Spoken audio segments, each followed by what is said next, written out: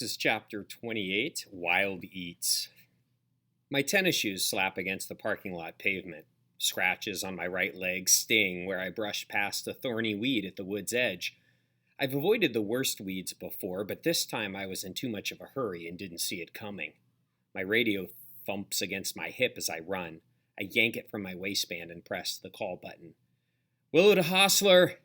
It comes out breathless and unsteady as I run right through the main gate, flashing my pass at the college student at the ticket booth. Hostler here, Roger answers. I veer right at the Lion Pride statue. I'm on my way down, I say in the radio. Just came in through the main gate. The Wild Eats Cafe is at the bottom of the zoo hill, just after the seals and sea lions at Harbor Reef. My throat stings and my chest feels like it will burst. Running through the woods and up the sloping parking lot is a long way all by itself, but when you add the distance across the zoo, it's massive. I keep running, though, and pass the turnoff to the Lee's house.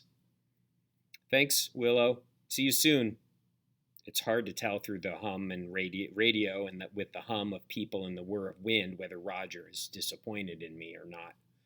At least I had my radio and could call him this time. I reach the sea lions and the orange building of the Wild Eats Cafe comes into view as I round the Harbor Reef Maintenance Building. I have another pressing feeling in my chest that I don't think is related to running.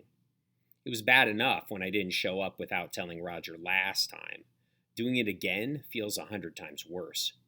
Roger doesn't ask a lot of me. I'm picturing him sitting at our outside table, the one with the best view of the birds, and I think of him eating alone and watching the path for a glimpse of me coming to meet him. I can almost see his worried face in my mind because I saw that look when Mrs. Lee brought me to the main station in the golf cart. And then I see him for real. He's taking his napkins to the recycling bin. Roger, I call. He sees me and waves. I run to the outdoor seating without going through the cafe first. I stop a few feet away from him, clutching the pain in my side and leaning over my bent knees. Walk it off, Roger chuckles, guiding me to the long path in front of the swift aviary. You had quite the run, huh? I nod, unable to speak amid my heaving gasps. I thought maybe it would be a tight schedule for you to get back from Fisher's practice in time. He's not disappointed, and he's not disappointed because he thought I was stuck at Fisher's practice and that my return to the zoo depended on the bus schedule. Now, I'm still trying to catch my breath, so I have a minute to think. Roger turns with me at the second aviary entrance, and we walk along the path the way we came. Would it be better to let him think that I was late because of the bus? Maybe I could just let him think it without correcting him.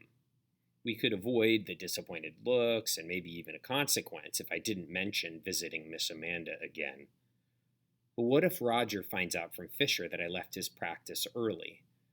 I'll just have to find Fisher first and talk to him.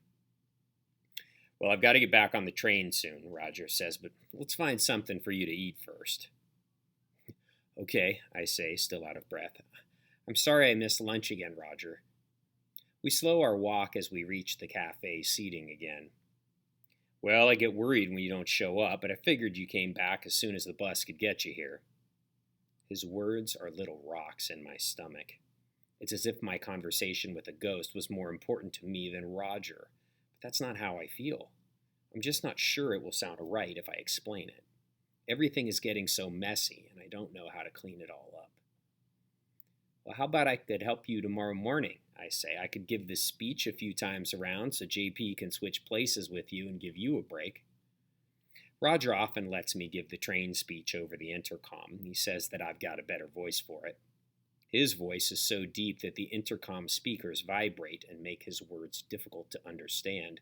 But Roger is the engineer anyway. He's usually in the cab at the throttle. J.P. Felt will often give the speech, or if they happen to have an extra employee available, they'll take turns. You know what? Roger says with a smile. I'd like that very much. Okay. I'm almost breathing normally again, but I'm completely out of spit. You need a drink, Roger says. He takes me through the cafe's employee entrance, and he gets me a water bottle, a lemonade, and a deli sandwich from Lucille, the cafe manager. We have to pay for zoo food, but at employee discount prices, it costs about the same as going to the grocery store for everything ourselves. I do look forward to the occasional home-cooked dinner, though. Roger is the master of marinades and barbecue.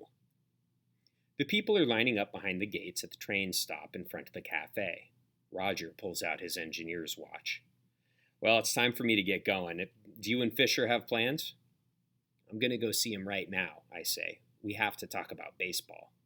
We really have to talk about baseball, about how I went to watch him play and then left without seeing a single bit of baseball or saying goodbye. I take a big drink of my water, but it's difficult to get it to go down. Well, you stay out of trouble, okay? Isabel radioed me this morning and said you've worked off your debt to the gift shop. Roger keeps 2 radios on the train with him, one set to match my channel and another one of them set to the channel for the rest of the zoo. Oh, that's good. Well, and keep that radio with you, just like the grounds crew. I promise, although I'm especially tired of the heavy thing hanging off my waistband after my long run. I wish Roger would just consider getting us cell phones. Well, maybe you can come on a round trip later today. I've got the new speech all ready. You could try it out. Roger's been working on the new speech for a while, and I'd like to give it a try, but it'll have to wait. Maybe tomorrow. He smiles and says, I know, you and Fisher have plans. I walk with him to the engine, and he pulls on his engineer's hat. J.P. Felt and one of the student employees take tickets at the gate. Roger climbs the steps and waves at me from inside the cab just as Fisher's voice comes through Roger's zoo-wide radio. Slugger to Willow, where are you? Chapter 29. Sorry. Fisher's a very good listener when it's important. I return his Dodgers hat to him without a mark on it, and I explain the whole thing about the ball field and about the girls and how they recognize me from school. I tell him what Tay called me and how I felt like Karana in her canoe, which he hasn't read, but I try to explain that part of the story anyway. And he doesn't say anything until I finish. As I said, he's a very good listener. Okay, he says. But I can tell that it's not okay. He said he missed the 11:40 bus because he couldn't find me. He said he looked all around the ball field and up in the bleachers, and he even asked some girls to check and see if I was in the girls' bathroom. He wasn't going to leave without me. I've been disappointing a lot of people lately, and I'm running out of ideas for how to make it up to them. I try with Fisher by helping him with his chores, but Mr. Lee gives out a big sigh when we ask what Fisher needs to do today. Fisher, I'm calling it good. I'll tell Frank you've worked off your punishment. Mr. Lee rubs his forehead with his fingertips. He hasn't shaved for a couple days, and he's got a sunburn on top of his tan. He looks like he did in some of his photos from Kenya. Thomas and I have a big evaluation coming up for the elephants, and I have a meeting about that Ashby family party. They want to pay big bucks to rent the zoo for the evening and send up some paper lanterns, and my crew still has to figure out an acceptable alternative. He takes a sip from his coffee. And I don't have the mental energy to come up with one more thing. Mr. Lee picks up a clipboard from his desk and walks us to his office door. But thanks for offering to help him, Lex. Fisher mutters something under his breath as we leave Mr. Lee's office. What did you say? I ask. Nothing. Fisher kicks at the gravel path that leads from the Wild Kingdom Education Center to the back of the Birds of Prey amphitheater. Yes, you did. You said something. Fisher turns to look at me. His hair is pretty wild from being sweaty in his ball cap for hours. He stuffs his hands into his pockets. I said you should offer to help since you're the reason we got in trouble.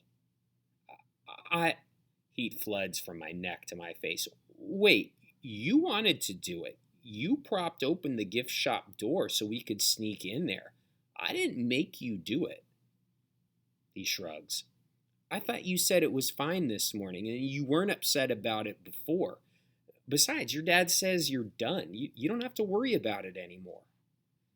Yeah, well, Fisher shakes his head and looks at me like he'd rather be anywhere else than here. I think I was fine about it this morning. Is this about baseball practice? I told you why I left. I didn't mean to take off like that. I really did want to see you play. Yeah, I know, he says, and he continues walking toward the amphitheater. I follow him. Fisher? What? He answers softly and keeps walking, and he doesn't wait for me, but he goes slow enough that I can catch up. Where are you going? I'm going to go help the keepers with the raptors. I want to learn more about falconry. Oh, I never knew Fisher was interested in that. I wonder if this is a new interest. He pauses at the door, and the words stage door are printed on it, but it's really the employee entrance to show where they set up the raptors before a show. The Birds of Prey amphitheater is fairly new, and I don't know the keepers who work with the birds very well. I've never gone in this door. Lately, it seems like everything is about you, he says. I'm doing this right now. And his voice stays calm, but the way he says it, with the stress on the words I'm and this, makes it clear that he doesn't want me to come along. Oh, okay. The words sneak past my lips without my permission. I want to tell him that I made a big effort to take care of his Dodgers hat. I want to tell Fisher that the bullies weren't the only reason I left school, but that I also stopped going so he wouldn't be getting into trouble for me. I want to say that being called Elephant Girl makes me feel even more lost, and that I couldn't stay at the ballpark and feel that way. But instead, I stand there doing nothing and saying nothing, and my face feels like it's painted on, like the clowns in Miss Amanda's photo album. See you later, Fisher says. I don't say sorry or anything, although I do feel sorry. Very sorry.